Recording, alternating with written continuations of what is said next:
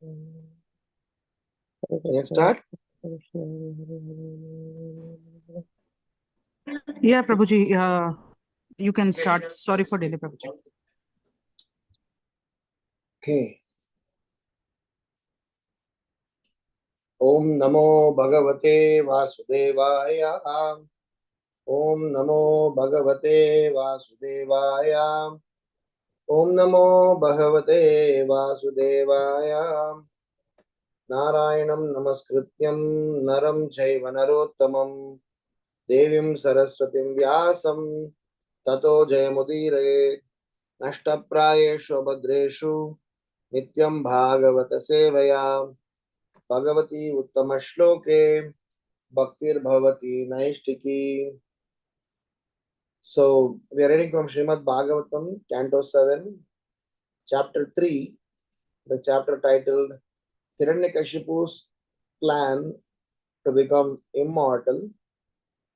And we are reading from verse number 19.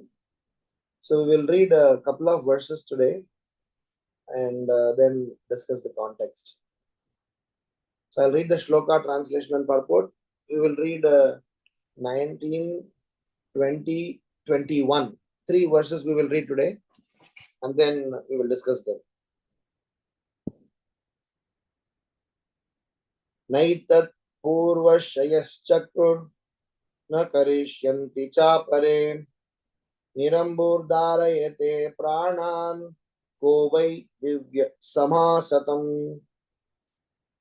Even saintly persons like Bhrigu, born previously, could not perform such severe austerities, nor will anyone in the future be able to do so. Who within these 3 worlds can sustain his life without even drinking water for 100 celestial years? Purport. It appears that even if a yogi does not drink a drop of water, he can live for many, many years by the yogic process, though his outer body be eaten by ants and moths. Text 20.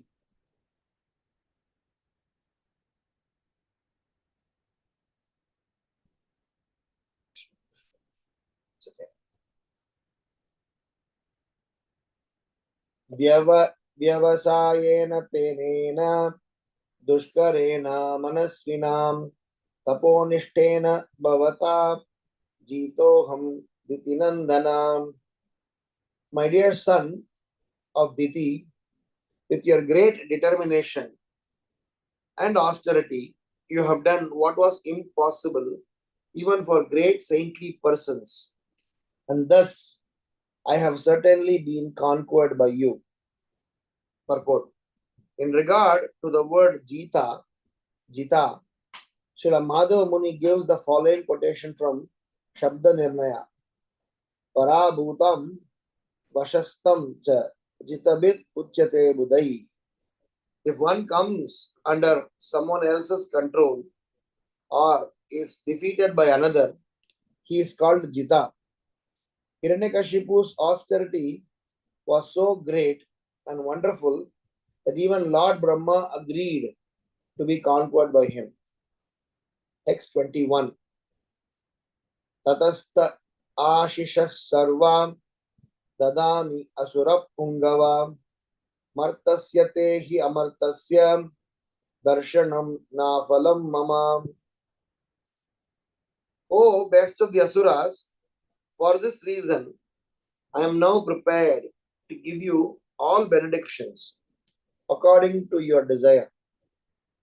I belong to the celestial world of demigods who do not die like human beings. Therefore, although you are subject to death, your audience with me will not go in vain. Purport. It appears that human beings and asuras are subject to death, whereas demigods are not. The demigods who reside with Lord Brahma in Satyaloka go to Vaikuntha Loka in their present bodily constructions at the time of the dissolution. Therefore, although Hiranyakashipu had undergone severe austerities, Lord Brahma predicted that he had died. He could not become immortal or even gain equal status with the demigods. The great austerities and penances he had performed for so many years could not give him protection from death. This was foretold by Lord Brahma. Om Ajnanatimiraandasya Dhananjana Shalakaya Chakshurun Militam Menam Tasmai Shri Gurave Namaha. Nama Om Vishnu Padaya Krishna Preshtaya Bhutale Srimate Bhakti Vedantam Swami Niti Namine. Namaste Saraswati Deve Gauravani Pracharine Nirvisesha Sunyavadi Paschatya Deshatarine. Jai Sri Krishna Chaitanya Prabhu Nityananda Shri Advaita Gadadhar Srivasadi Gaura Bhakta Vrinda. Hare Krishna Krishna Krishna Hare Hare Hare Rama Rama Rama Hare Hare. So we are discussing a very interesting conversation between Brahma and Hiranyakashipu. This is very interesting because Brahma, who is supposed to be the creator of this universe and who is Guna avatar of the Lord, is himself saying, I am conquered by your tapasya. This acknowledgement is very interesting because Hiranyakashipu's agenda is not a noble one. But still, he is rewarded.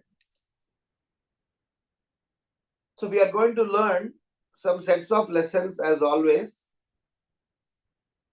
and see what is there for us in this context for our spiritual life. Srimad Bhagavatam is an Amala Puran, and every aspects and every lessons in Srimad Bhagavatam is very sweet, very relevant, and very much needed for our purification. But we need to learn to get that when we are reading Srimad Bhagavatam and not just read them as a formality or as a sentiment.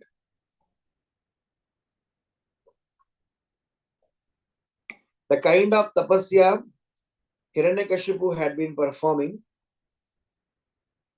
is something that is not humanly comprehensible. If you had followed what Hiranyakashipu had been doing, it is something, it may be spoken as something that is just some sort of a mythology, may not have happened. But it has very much happened. Brahma is a witness to this. And this austerity that Hiranyakashipu has performed teaches us that what it means to be desiring towards a target and working to achieve them. Even though Hiranyakashipu is an asura, the vairagya, the absolute focus to achieve what he wants, and for that, ready to go out of one's comfort zone is something that as devotees we may need to learn as a missionaries. As Brahmaji explains, the shlokas, the 3 shlokas that we read today, they were spoken by Lord Brahma. As Brahmaji explains that what you have done, even great personalities like Bhrigu Muni had not attempted, and even in the future also, it can't be said that somebody can attend them. So which means there is a credit, there is an appreciation, there is an acknowledgement of what Hiranyakashipu has done. But in spite of the credit, appreciation and the accolade that Hiranyakashipu had been given, he is still classified as Asura. So we are going to have 3 sets of reflections today as a part of this verse. And reflection number 1 is about attitude versus achievement. Srila Prabhupada in Nectar of Devotion, Nectar of Instruction, preface, very clearly writes that the purpose of this Krishna consciousness movement, if I can exactly read verbatim what Srila Prabhupada has said, here it goes. Srila Prabhupada says,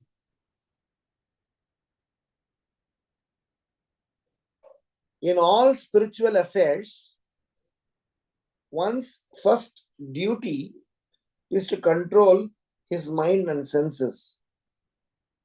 Unless one controls his mind and senses, one cannot make any advancement in spiritual life.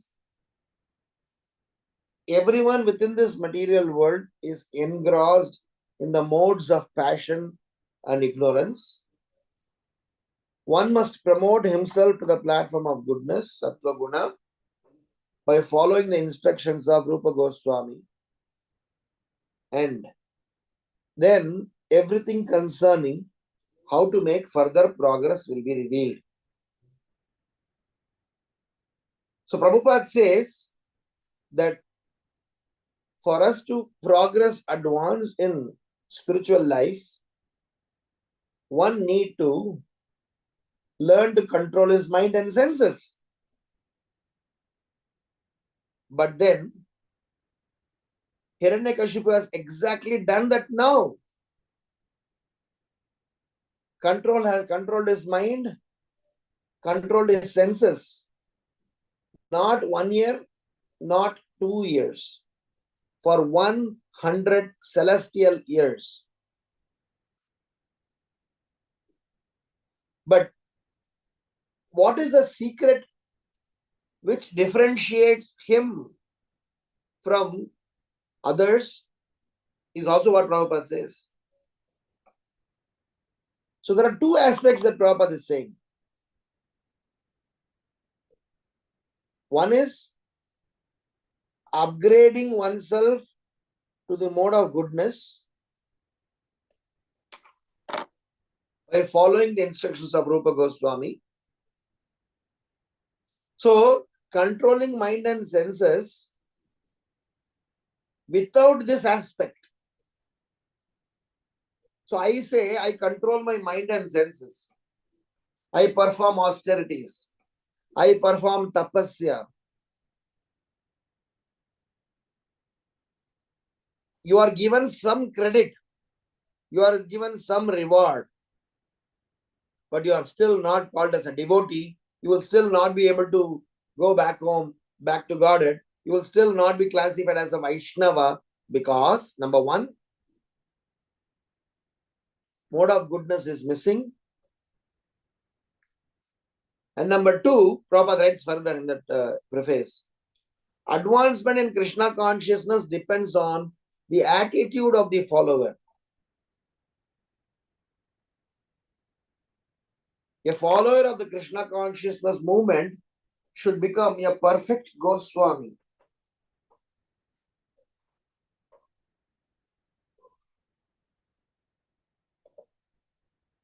So, every Goswami has controlled his mind and senses. But everyone who has controlled mind and senses need not necessarily be Goswamis. So my first reflection here is attitude versus achievement. What Hiranyakashipu accomplished now is a huge achievement which Brahma has acknowledged. But that is not what devotees want. Devotees want to achieve that attitude which a Goswami possesses. That attitude which a servant of the Supreme Lord possesses. That attitude by which everything concerning how to make further progress is achieved. So Hiranyakashipu's achievement, accomplishment here is great. But what is missing in this? Missing our mode of goodness, attitude of a servant of the Supreme Lord. The reason this has to be stated is people are today getting attracted to celebrities just because of a celebrity status. People are attracted. So technically speaking, Hiranyakashipu fits into the celebrity status. Because what Hiranyakashipu has accomplished, no one else have accomplished. No one else can eventually accomplish according to Brahma. So the celebrity status for which we are all very eagerly, waiting to be associated with celebrity. If you come to Mumbai, which is a hub of Bollywood, I'm sure if you go to LA, which is a hub of Hollywood, there are crazy fans who just want to imitate, who just want to, have a glimpse, just a glance, just a moment of, attraction from their celebrity figure. Just one moment is all they, it is like how the great saints, for them, they are waiting for one moment, a glance of the Supreme Lord. Like this, people of this material world are very much eager for celebrity status. So anybody who controls their mind and senses, they can get celebrity status. But then they are not classified as devotees because they are missing mode of goodness. They are missing the attitude of a servant as per Sri Rupa Goswami. So we are not attracted by buildings. We are not attracted by intelligence. We are not attracted by money. We are not attracted by fame. We are not just attracted by even austerities. We are not attracted by strength. We are attracted by the very essence of the consciousness, the attitude, the purpose, the principle underlying all these things. All the Aishwaryas that I listed, they are external. They are meaningful only when they are associated with Krishna. I'll give an example. Suppose, for example, you have Ferrari. You have a paid chauffeur. You have a very personal beloved beside you. You have very wonderful sets of food preparations for your journey. You have very soothing music being played. Now the question, if we ask, how will that journey be? I am sure none would say this journey is going to be boring or irritating. But if I just add one simple data that this journey is going in the opposite direction, then where you want to go, all these attractions become meaningless. If I had to go to Vrindavan and this vehicle is going towards Agra, if you know the directions, there are two opposite directions. So what happens is that, oh my God, superb car, superb driver, superb company, superb food, superb music, everything is superb, but opposite direction.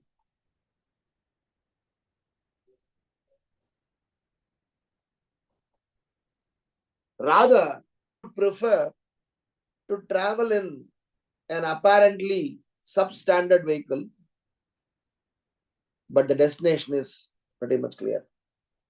Yamunacharya says, what is the value that the whole world is appreciating me, but I am not in the good books of the Lord? And what is the problem? The whole world accuses me, but I am in the good books of the Lord. So most of the times, sometimes even devotees, including, we have this problem of being externally carried away. Whether it is music, whether it is places of visit, whether it is associating with people, we have a choice based on how attractive they are. But from this current context, we are getting to learn, at least eventually that will be told, that what Hiranyakashipu accomplished is something completely undesired for. Prabhupada says, practitioners of the Krishna consciousness movement need not perform such an extraordinary austerity. Rather, if they simply follow the instructions of their own spiritual master, which is way, way, way, way easier than these extreme austerities, they will be able to bring in a smile in the face of the Supreme Lord and able to reach the destination very peacefully. So I want to say that in our life, let's not get carried away by external things. And we need to know achievement, materialistic achievement versus spiritual attitude. Any day, spiritual attitude will supersede. Again, we are not agnostic to resources and Aishwarya, but without spiritual attitude, without spiritual consciousness, these Aishwaryas are just entanglement. Srila Prabhupada never said no to money. But Srila Prabhupada always knew the money and resources that are coming my way are of Shri Shri Radha Shama Sundars. So in our life, the importance should be given not for just the externals. The importance are supposed to be given for those things by which we will be called Goswamis. So a Goswami also controlled mind and senses as much as a demoniac person, but they have two additional things which demons don't possess, which is Sattva Guna, and in that Sattva Guna they are ready to follow the instructions of higher authorities. And number two, attitude of being a servant to the higher authorities makes them Goswamis. This is my first reflection in this current context. Second reflection is that we need to know that many a times, or at least all the time when we are trying to achieve something material, so we are always very much confused about the path that we need to take. In the sense that when we come to Krishna consciousness, we come up with an understanding that I have an easy life ahead because materialistic austerities, materialistic pain, materialistic endeavors is something that I do not want to go through, so that I will be here, have a peaceful, hunky-dory life. But that is also condemned by acharyas. So hence my second reflection is endeavors in Krishna consciousness. For that I would like to read something from Nectar of Devotion for the introduction, which I may have done in this forum a couple of times earlier also. But once again, for the sake of the context, I would read that. Where Prabhupada says that in spirituality, in Krishna consciousness,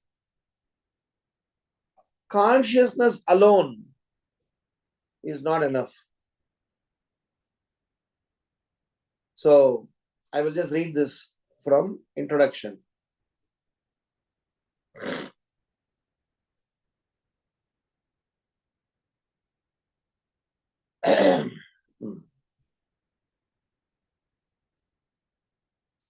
First class devotional service is known by one's tendency to be fully engaged in Krishna consciousness, serving the Lord favorably. The purport is that one may also be in Krishna consciousness unfavorably, but that cannot be counted as pure devotional service. Pure devotional service should be free from the desire for any material benefit or for sense gratification, as these desires are cultivated through fruitive activities and philosophical speculation. Generally, people are engaged in different activities to get some material profit, while most philosophers are engaged in proposing transcendental realization through volumes of word jugglery and speculation. Pure devotional service must always be free from such fruitive activities and philosophical speculations. One has to learn Krishna consciousness or pure devotional service from authorities by spontaneous loving service. Then Prabhupada says something. This devotional service is a sort of cultivation. It is not simply inaction for people who like to be inactive or devote their time to silent meditation.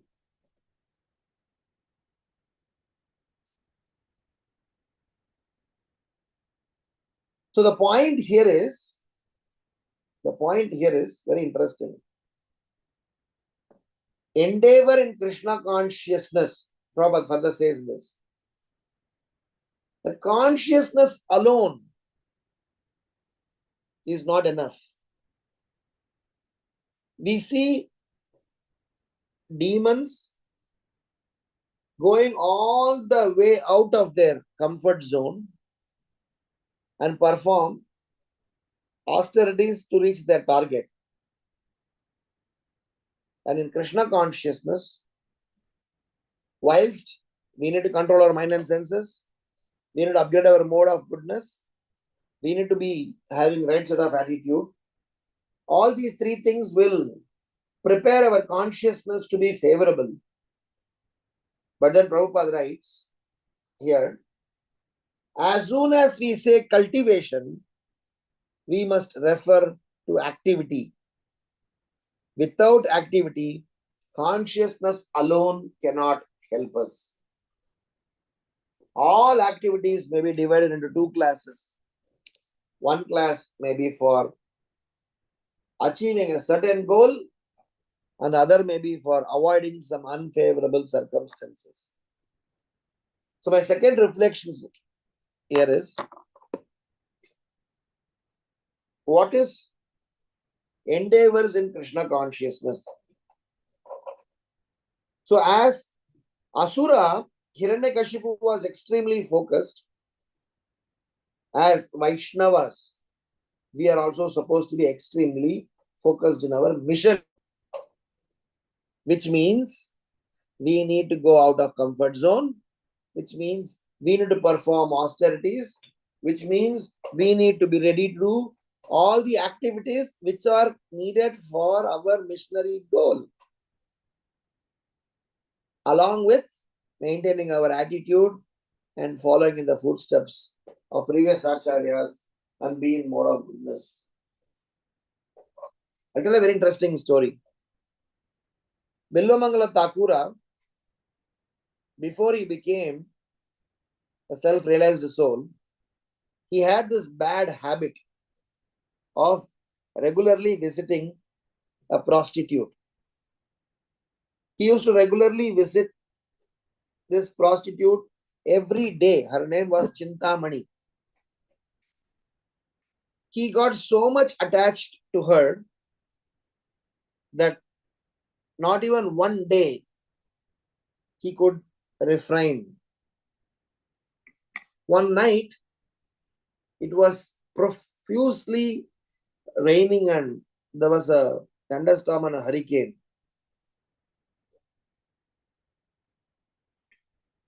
The whole city was flooded.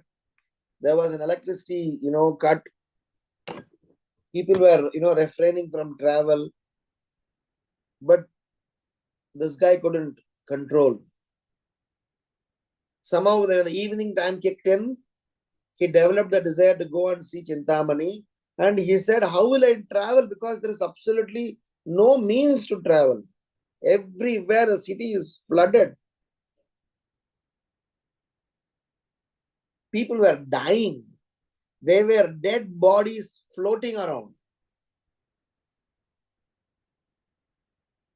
It is explained that his desperation went so much so that he sat on a dead body and he crossed whatever the distance that he has to cross. He went through so much of ordeal. Somehow he managed to reach Chintamani's house in the middle of the night. With all these conditions outside, Chintamani was not expecting any customer. What to speak of Bilvamangala Thakur? Of course, at the time he was not a saint. He was a normal man. So when this guy went and knocked at the door, Chintamani opened and said, Oh my God. In such a night you have made it to my place. So then he explained all the ordeal that he took to make it to her place. She made only one statement. If all these endeavors that you have put to come to see me, if the endeavor you had put to remember the Lord, your life would have been transformed. And that statement, that's the time where Vilvamangala Thakura left that place then and there and went to Vrindavan. Even Tulsidas' life has got a similar, more or less, a similar pastime. So Bilvamangala Thakura now reached Vrindavan Dham with complete self-realization because of that one statement, which I call as transcendental trigger. Because in our life, we need to keep performing austerities in the mode of goodness, following the footsteps of great saints, develop our attitude to be a sincere servant, and wait for the transcendental trigger, which will make it expedited, activated, and our journey towards our mission of going back home, back to God, becomes faster. So that statement of Chintamani completely changed the course of life of Bilvamangala Thakura, that he went to Vrindavan and started to pray, but still his past vasana, past attachment towards the prostitute did not go. So he had desire to, even whenever he saw women, he still had some lingering thoughts. So he thought that with this thinking, with this, cheap thinking, my life in Vrindavan won't be better. So he blinded himself. He poked both his eyes, literally poked and blinded himself, saying that so long as I have these eyes, I don't get to see things as they are. Actually, for me to see things as they are, I don't need material eyes. I need spiritual vision. So let me blind myself so that all the sense objects are not distracting me, and I'm able to focus on the spiritual vision. And that's when he started composing Krishna Karnamrita. Krishna Karnamrita is a wonderful compilation glorifying the Supreme Lord by Bilvamangala Thakura. The reason I am saying is, this is another paradigm of thought process. On one side, Hiranyakashipu, for performing by performing severe austerities, he wanted to achieve, he wanted to become immortal, and eventually want to kill Vishnu. And on the other side, on the positive side, we as practitioners need to develop that spirit of being focused, being steadfastly focused, ready to come out of comfort zone, and make sure that we are dovetailing, dedicating our time, energy, and life and resources for glorifying the Supreme Lord. And that endeavor in Krishna consciousness is considered as a glorious one. And those names are etched in the history of Srimad Bhagavatam. So look at all the great saints. Srila Prabhupada, Rupa Goswami Pad, Sanatana Goswami Pad, Bhaktivinoda Thakur, Haridas Thakur. You name any saint, their journey was not on a very, very rosy path. They had to go through, so quote unquote, so much of ordeal, so much of challenges, so much of obstacles, so much of troubles and tribulations they had to face, so much of disappointments, failures, unacceptances. But still, they were very focused.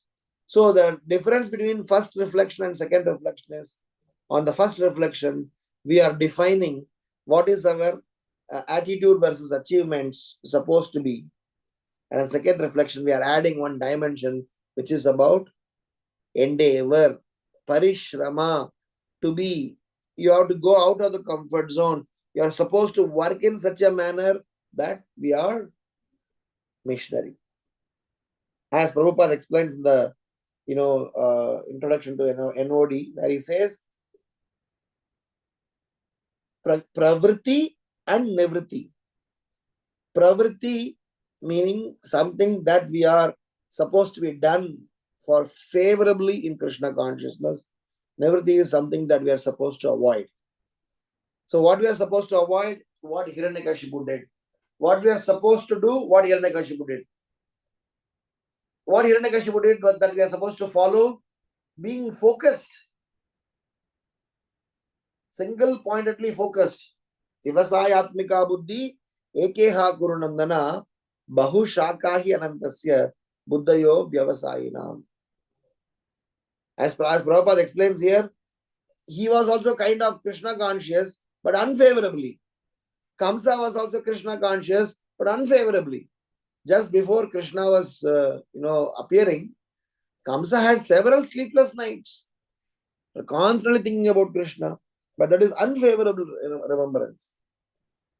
But good part of these people they are very focused. If I can say this, as much as demons, asurik, nastik, materialistic people are focused in their life's target, sometimes we as devotees are not focused. This is a very disappointing thing, because somewhere we take things for granted, somewhere we are overconfident about this process, that the process might purify us, so we don't put in some endeavor. Only as much as we put in endeavor, yayata mam prapadyante kams tataiva bhajamyaham. So to conclude my second reflections, I want to say that we as practicing devotees should very much be focused in performing our endeavors, go out of the way to take up Krishna conscious activities, actively pursuing in a much focused manner, so that with the combination of favorable mode of goodness and in the association of devotees like Rupa Goswami, then our net result is what Prahlad Maharaj achieved.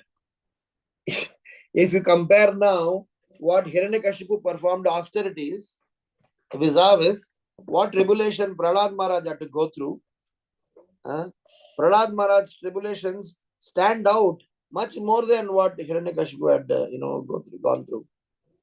And Prahlad Maharaj demonstrated in front of everyone how by him surrendering to this process of Krishna consciousness as instructed by his spiritual master Narada Muni when he was in the womb, the impossible can become possible. Because in case of Prahlad Maharaj, every situation, whether he was put inside the burning oil, whether it was thrown from the cliff, whether it was going to be crushed by an elephant, every time the Supreme Lord changed, or apparently for Prahlad Maharaj, changed the law of nature, changed that such an impact which otherwise would have killed someone, actually did not bother Prahlad Maharaj. So I want to say that we need to learn to focus our endeavors. Sometimes we can take inspiration from these people, that look at them, even for a destructive thinking, they're able to think so much. Why not we as practicing devotees are not able to do for constructive thinking? If for some destructive thinking, if they can be focused, for constructive thinking, whilst we have Krishna by our side, what not we could achieve? We can achieve so many things in this world. And my third and last reflection from this current context is something that we as practicing devotees need to reflect upon. It is that many a times in my counseling session with devotees, in my one-on-one session with people, in our Bhagavatam sessions, there are always people asking questions to perform Krishna consciousness with strings attached. I'll tell you what it means. For example, we tell everyone that, please practice Krishna consciousness nicely.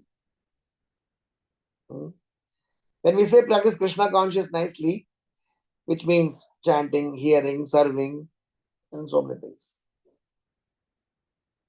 So after hearing all these instructions, when we try to apply them, we have a fundamental situation.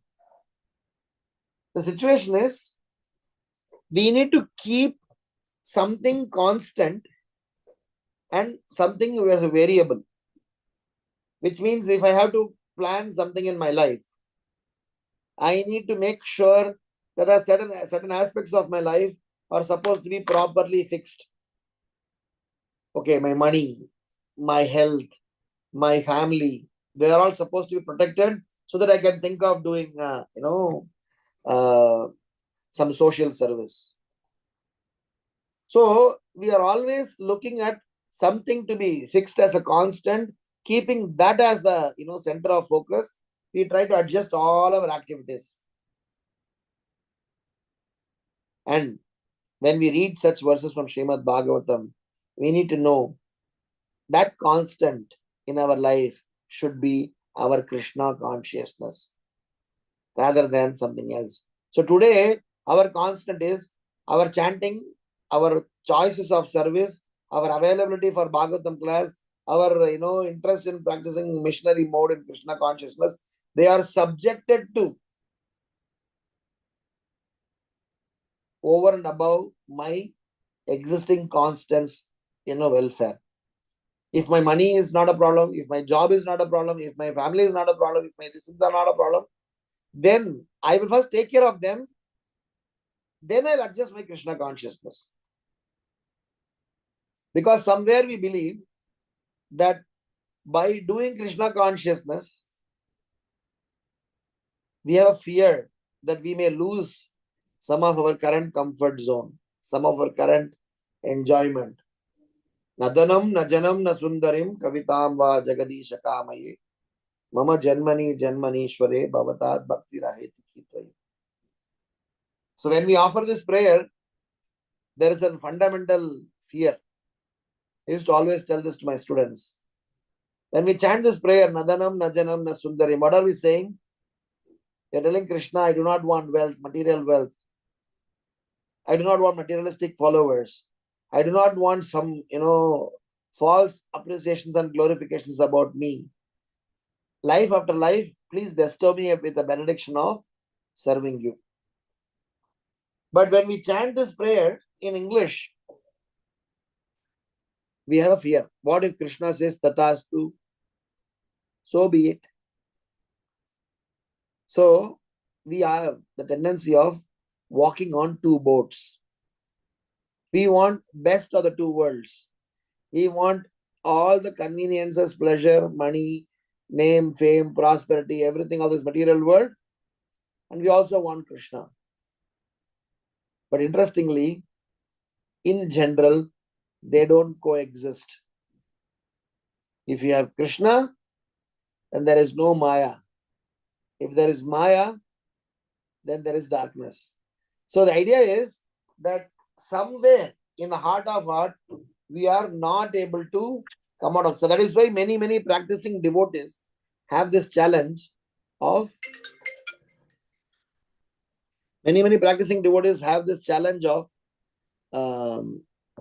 not able to make commitment in Krishna consciousness.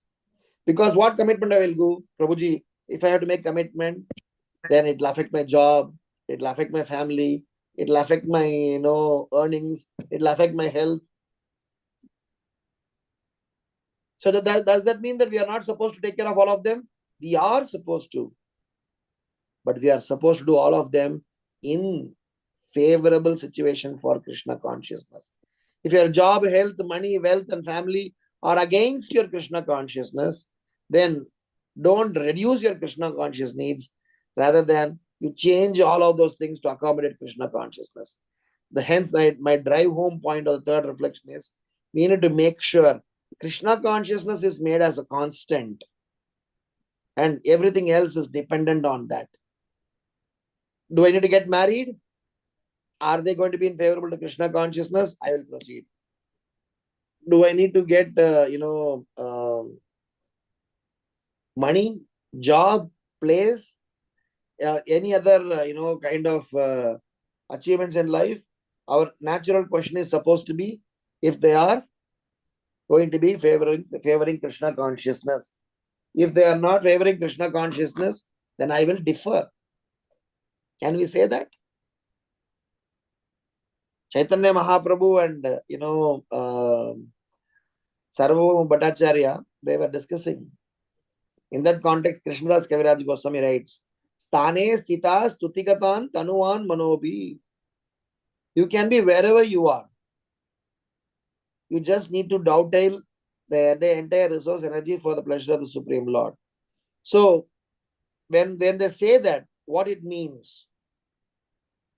When they say that dovetail everything to the service of the Supreme Lord, it means, can we keep Krishna consciousness as a primary focus? Krishna consciousness as a primary agenda. Krishna consciousness goal as a primary thing. And align my job, my family, my place of living, my etc. Instead of other way around. Today, if we have to learn to cut corners, we cut corners in Krishna consciousness. We defer our Krishna consciousness activities. We defer our commitment to serve the Supreme Lord and its devotees. We defer our missionary program. But we don't compromise on any of those things for our personal life. So my third point that I want to say, that in Hiranyakashipu's case, as a demon, as a terrorist, as an asura, he had this vairagya. So if you use that vairagya in Krishna consciousness perspective, Hiranyakashipu gave up his kingdom, gave up his comfort, gave up his company, gave up all of those things. Missing point was wrong attitude, not mode of goodness, not following predecessors, and absolutely being against the Supreme Lord. That's the problem. And those four things are in our favor. Our problem is not focus, not want to commit, not want to go out of comfort zone. So that is our problem. So my third reflection hence is, can we start making Krishna consciousness as a constant and everything else as a variable, rather than everything else as a constant and Krishna consciousness as a variable. If you make Krishna consciousness as a variable, then we change Krishna consciousness according to our convenience. Okay, today I can only chant 2 rounds, I'll chant 2 rounds. Tomorrow I can only, I will eat outside, I will eat outside. The day after tomorrow I am going out with friends, so I may need to have, some food outside and watch some movie. It's okay, I will compromise my Krishna conscious principles. So we keep compromising our principles of Krishna consciousness for our materialistic pleasure. At least after hearing what we are hearing from Srimad Bhagavatam, or what we are eventually going to hear from Narada Muni, we should at least make a sankalpa that I will make Krishna consciousness as a constant. Some accolades, some success now may sound interesting, but eventually they are a failure. Chaitanya Mahaprabhu, there was a Brahmana visiting Chaitanya Mahaprabhu's house when he was a small boy. Everybody, asked, whenever there's a Brahmana, everybody goes and asks blessings from Brahmana. So, that Brahmana blessed. He blessed. What he blessed? Dhanyam, dhanam, pashum, bahuputra labam, sadasam, vatsaram, dirgamayuhu. Which means, dhanyam, you get grains, dhanam, you get wealth, dhanyam, dhanam, pashum, you get cattle, bahu, let your family expand, grow more, you get good companion, partner, putra, you get son, like that. All the let your life be filled with all these wonderful things. That's how he blessed. So Chaitanya Mahaprabhu started crying, saying that by all these things, I will not be able to be Krishna conscious. By all these things, I will not be able to practice devotional life. These will all entangle me. So please be merciful to me. That is why when you go to our Vaishnavas, when you go to devotees, they will bless in a different manner. They will bless as Krishna Matirastu.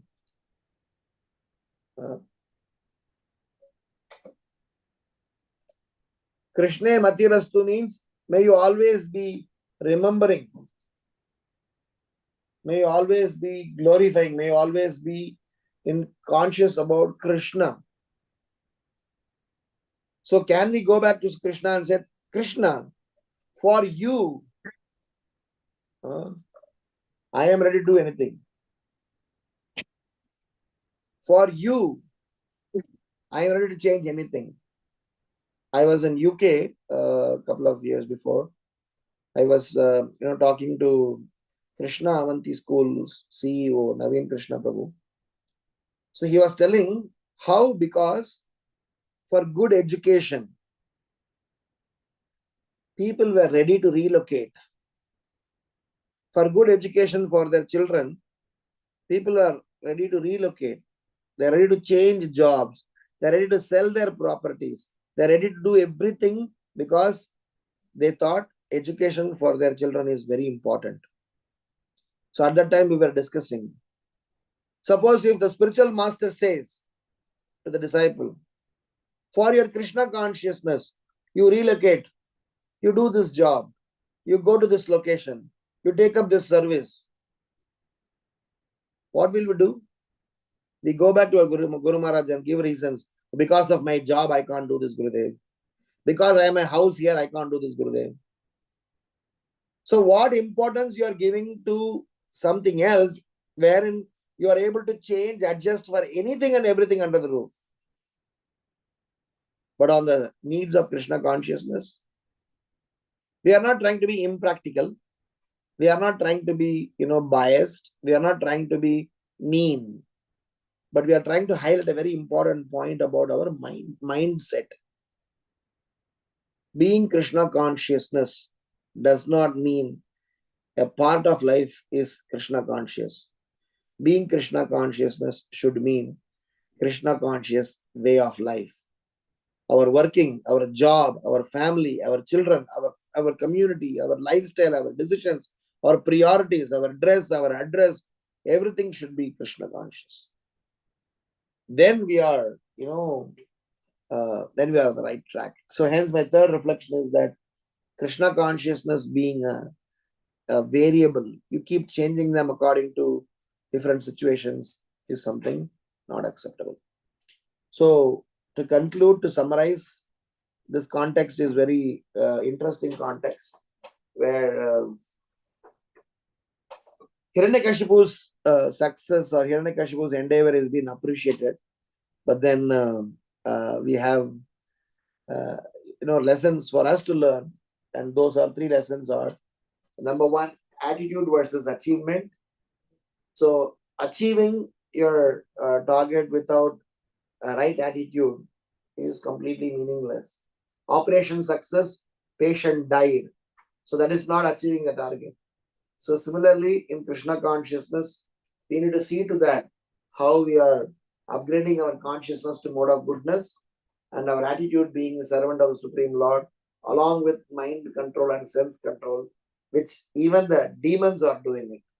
So the difference between Hiranyakashipu and any other devotee is Hiranyakashipu had done remarkably well in terms of performing austerities by controlling his mind and senses. But his attitude was against the Supreme Lord, and that way there is no brownie points for him. The second aspect is endeavors in Krishna consciousness, how one need to not just dwell on being Krishna conscious, but you need to be putting in extra endeavor to make sure that there is an activity, commitment, responsibility that is included in Krishna consciousness things. And last but not least, Krishna consciousness should not be a person's variable. Krishna consciousness is supposed to be one's constant, and everything else is supposed to be the variable. Okay. So with that note, I will end here and take up any questions or comments or reflections in this context. Thank you so much. Grantara Srimad Bhagavatam ki jai, Srila Prabhupada ki jai, Thai Gaura Premanande Hari Hari Bol. Hare Krishna Prabhuji, my pranam to you. Shri Prabhupada ki jai, Guru Maharaj ki jai. Thank you so much for the wonderful class. When you were telling the story of Bilvamangal Thakur, you mentioned about there's another similar story to Valmiki. Tulsidas. Okay.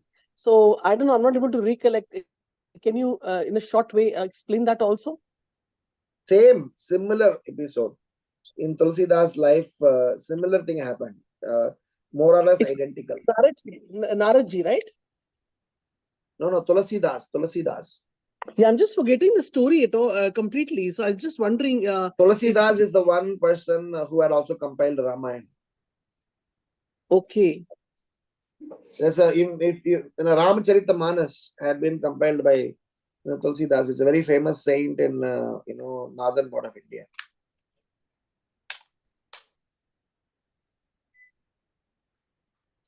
Can you briefly tell the story if you have the time? As far as I know, before becoming a devotee, he was also a materialistic person. He had attraction towards a prostitute. The story was more or less identical, and how he had transformed his life just because some transcendental trigger came to his life and changed his course of direction. So this transcendental trigger has come to many people. Transcendental trigger had come to Ramanujacharya. Transcendental trigger had come to Bilvamangala Thakura, Tulsidas, Valmiki, Mrigari, so many people. So what happens is that we need to see that sometimes when you have some trigger, so not all the triggers are bad. Sometimes these triggers are good to change the trajectory of our direction, where we are going to, what is our purpose of life. Sometimes Srila Prabhupada writes that when his business was going, suddenly business started collapsed. So he was confused what went wrong. But 3 months later, he was already doing a mission of his spiritual master. So he thought that yes, the failure in my business or the collapse in my business is actually the Krishna's intervention. So from that perspective, sometimes these triggers are important to be valued, and to take advantage of the situations to our favor and make Krishna consciousness as our constant and ready to accommodate everything else for that constant. Making sense? Yes, Prabhuji, I really like the word transcendental trigger because it's like a turning point in one's life. And yes. When Prabhupada says you can become Krishna conscious in a second, So I'm just thinking that these triggers are like making one person completely Krishna conscious, because it was Chintamani actually who realized that he's running after me in such a bad weather, he's come to me. And even she was very God conscious in spite of having that profession. That she directed him to an extent that, like, you can do bhakti, you can use so there are so many materialistic people we see, they are like very hardworking and so focused. And sometimes we also think that if they come into Krishna consciousness, this person will because people make lame excuses. I know one Mataji who will say, I have to taste. I cannot imagine in the kitchen not tasting. So that's why I don't offer. So that's, it's like a one excuse comes. And I sometimes think that, why people, have these, they just continue with these blockages in their life. And so it's hard for them to kind of understand, because in our Krishna consciousness, so many things are there. I mean, you have to have prasadam, you have to chant, you have to rise early in the morning, do program, and so many things are there. But once we take it, initially it is very tough. We sometimes feel it's close to impossible. But then when we actually start practicing it, taking prasadam, chanting, doing the Mangal Aarti, then actually we get the taste gradually, But yeah, it's a wonderful comparison. But I was thinking that with Hiranyakashipu, yesterday only I was asking this question, that it's very hard for me to comprehend that he is, for his needs, he is like he's sitting in an ant hill, and that same Hiranyakashipu is actually in his own kingdom, is thinking I am God, and I don't know what he was thinking, but of course he was very envious of Vishnu, and he's so cruel towards his son Prahlad Maharaj, and the same person is doing so many austerities on such a selfish ground, that I really feel that in today's world we literally have so many Hiranyakashipus around us. We see their life, that it's amazing, and of course, starting with breaking the regulative principles, even if like you are in India, but we are here, and we had a long weekend here of this Memorial Day. So I just happened to go, and I didn't know there are going to be so much of crowd in the stores, and but I happened to go there, and I'm seeing the way people are, buying meat and all these things. And actually, when I'm among these people, I'm literally feeling as if, they are like two-legged animals around me, and those two-legged animals are eating animals.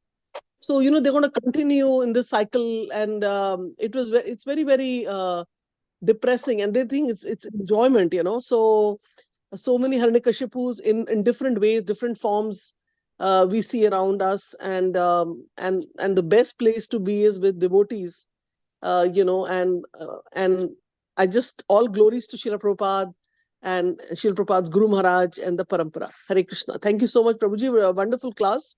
And I just was, I mean, you said just don't read Bhagavatam, right? So we have to connect and imbibe it also in us, and be able to speak it also a little bit, right? So I like the way you explained the whole thing, because then it's, normally what I do, I read the verse, I just go ahead and read the verse, and then it's just simple reading. But then when I hear the class, then I again go and read the verse. So then it settles in my mind, because you were saying in the context and all. So, like we are not so thorough with our reading, but the class is understood. So I would really recommend to read the Bhagavatam verse before, our speakers come, and then hear them, and then again go and read the Bhagavatam in the morning, the same verses. So that way it is like a super impact on us, and we can retain it better. Because why I say that is because now, like on my personal level, when I'm trying to read, I just don't want to read only. I just want to also assimilate. I just finished my first canto. I've started my second canto now. So, and I'm realizing that I did second canto on the conference call here, but maybe everything I heard, like I didn't hear properly. I didn't read properly. So I'm recollecting very vaguely of what I had heard on the call here. But I'm thinking, if I'm more concentrated, then when I reach the seventh canto by personal reading, then I can assimilate more, like Ram Giridhari Prabhuji's class and many other speakers. So it's very important to hear, read, and also assimilate inside us that, what is a sense Srila Prabhupada is trying to tell us. So I will just take a break. Thank you, Prabhuji. Hare Krishna. Hare Krishna. Thank you so much. Any other thoughts, comments, reflections?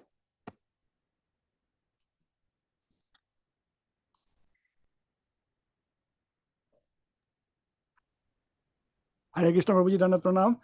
All glories to Sri Prabhupada. It was such a nice class, reflecting upon how a demon in the mode of passion, he is doing austerities that we in the mode of supposed to be mode of goodness, and in Krishna conscious practices think many times of doing. And of course we need not do that much of severe austerities, I mean giving pain to the super soul in the body. But even the recommended one, sometimes we desist, and like Ekadasi, some of the, I mean, though Prabhupada had made it very simple, still we I mean, we do not go out of that comfort zone. Yes, because that you mentioned, and you spoke about that how we are still engrossed in a lot of, in many ways, in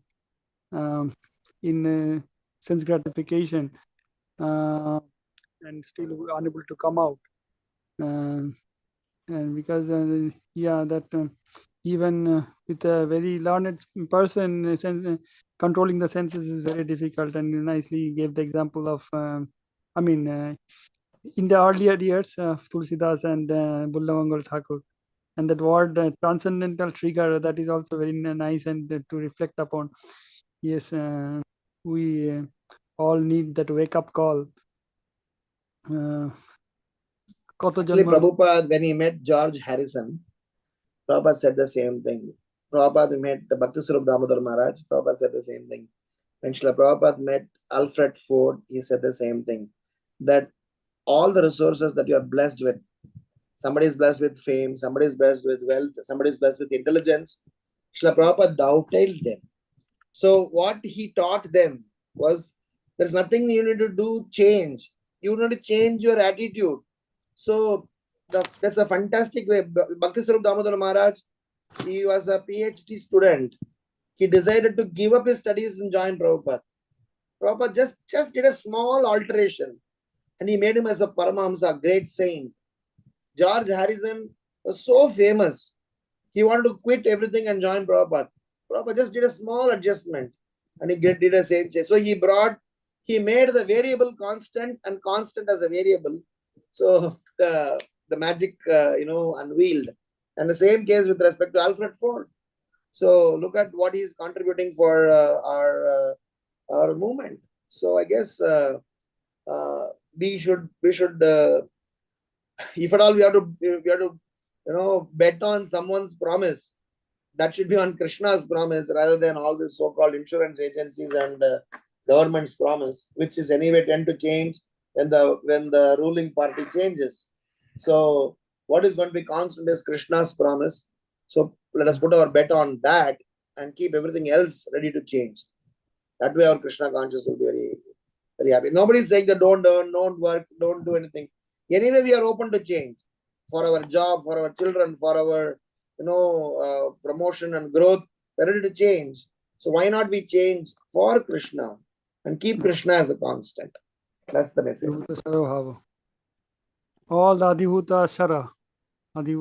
So yes, yeah, everybody needs a trigger. Some of the times the triggers, of course, the fortunate people, they get triggers from the pure devotees. And some of the times we get triggers even from somebody who might be a Mark Pradarshak Guru. Just he might have introduced to Krishna consciousness, in some way, indirect way. I remember somebody telling he took he wanted to go to a temple, and the taxi driver went to the Krishna temple, and he, after eating prasadam and hearing kirtan, he became Krishna conscious. So that taxi driver was a Mark Pradarshak Guru. So the transcendental that trigger.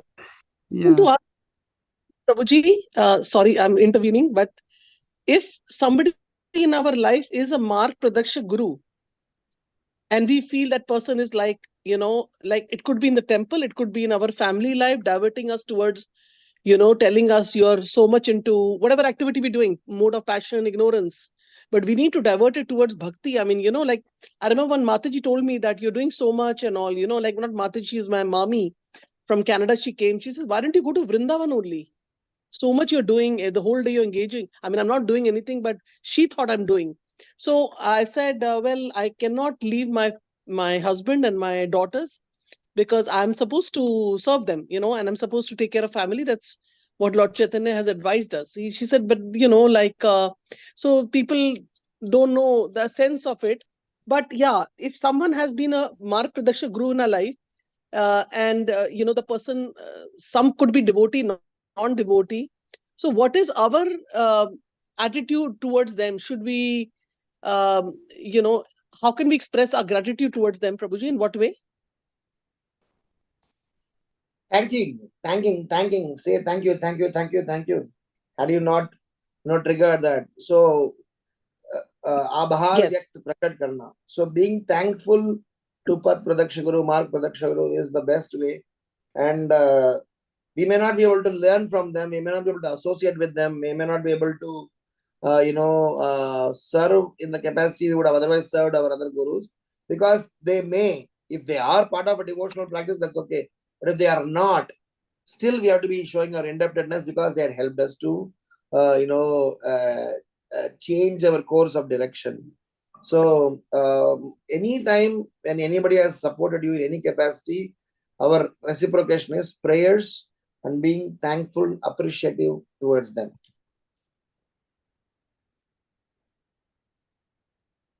Make sense? Yes, Prabhuji, definitely. Because sometimes they are also, people playing a role in our life, which could be close relatives, brothers, sisters, but they have so much of negative role. They have so much of negativity that it just pushes us to, move towards Krishna consciousness. It's like we are done with the family and friends and all these people. And then, of course, that time we are frustrated. But then when once we're in Krishna consciousness, we actually thank them that for them being in our life and behaving the way they're behaving, So, it's like everything in Krishna consciousness actually, comes out, and, Krishna teaches us. Like I know that, my personally, when I got married, like my family was not in favor that, I should get married, and they were seeing some negative things and this and that. But then, so-called love marriages happen and all these things happen. So I never paid any heed to it and things like that.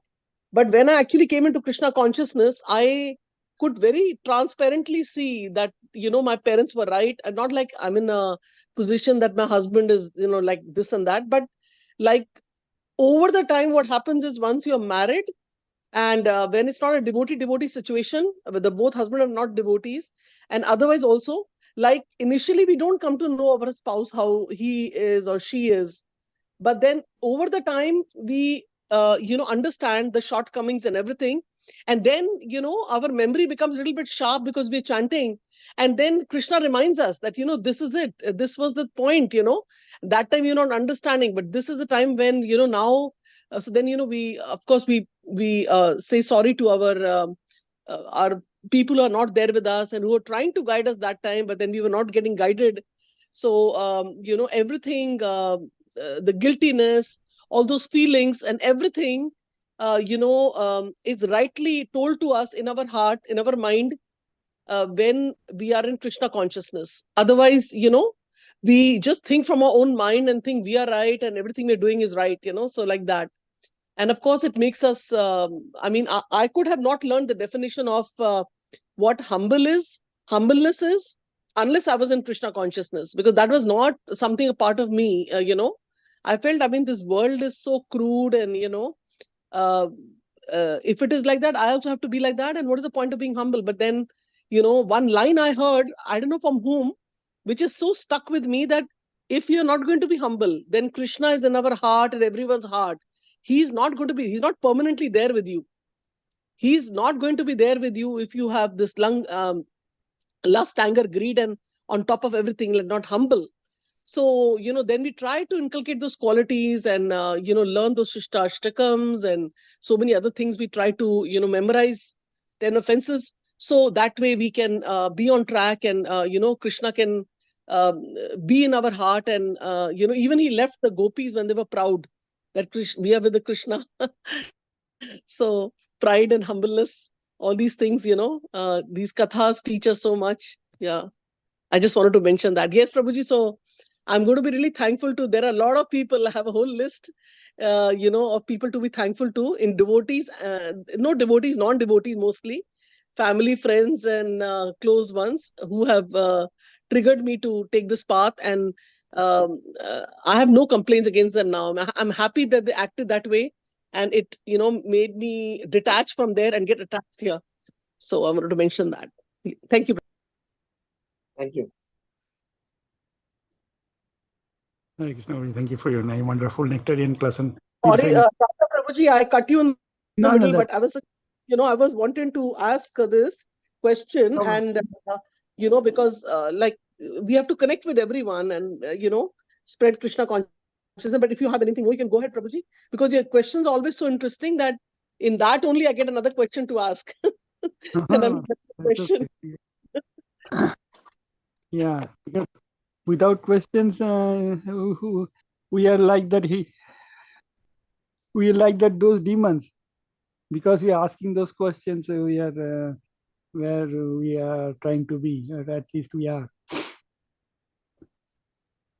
Thank you, Prabhuji. Hare Krishna. Any other thoughts, comments from anyone? Also, like Krishna takes away everything from us, and we are left high and dry with no material friendship. Sometimes material, disparity. Srila Prabhupada ji went through, and how when everything was gone. I mean, it's very. If we really point on this, Prabhuji, like you mentioned that everything of his was taken away, and then he's thinking it's a blessing because now I'll be able to follow my guru, because he was stuck. And I think his guru, where this disciple of mine is stuck with the chemicals, he needs to go in the world, and because of him we are sitting here.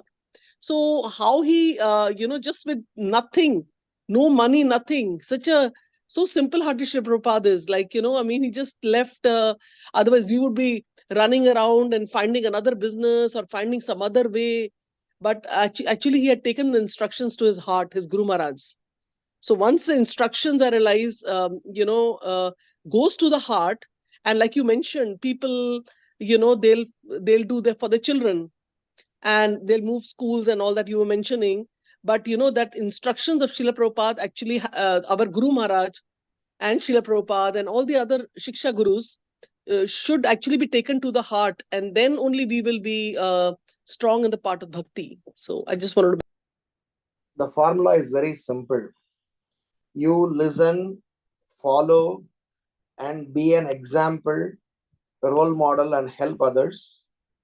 Or you will be quoted as an example how one should not be there. So nothing goes waste in Krishna consciousness. So either we follow now and get corrected. By we not following, we will fail, and somebody else will quote us. Oh, don't be like Ram Giridhari. So either way, it is going to be beneficial for others. But to make our life beneficial, we need to own up the responsibility and somewhere or other start to think. These Bhagavatam sessions are meant for self-introspection, and we need to start wondering how I can change. Today, for me, Krishna consciousness is a variable. How I can make it as a constant. That's the direction. Anyway, thank you for your kind words. Anybody else has any thoughts, comments? Thank you so much. Thank you so much Mataji, for your comment. I read your comment.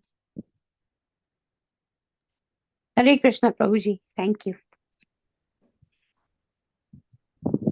Hare Krishna, Prabhuji. Thank you. Hare Krishna. Okay, there are no further comments. Probably we can end the session.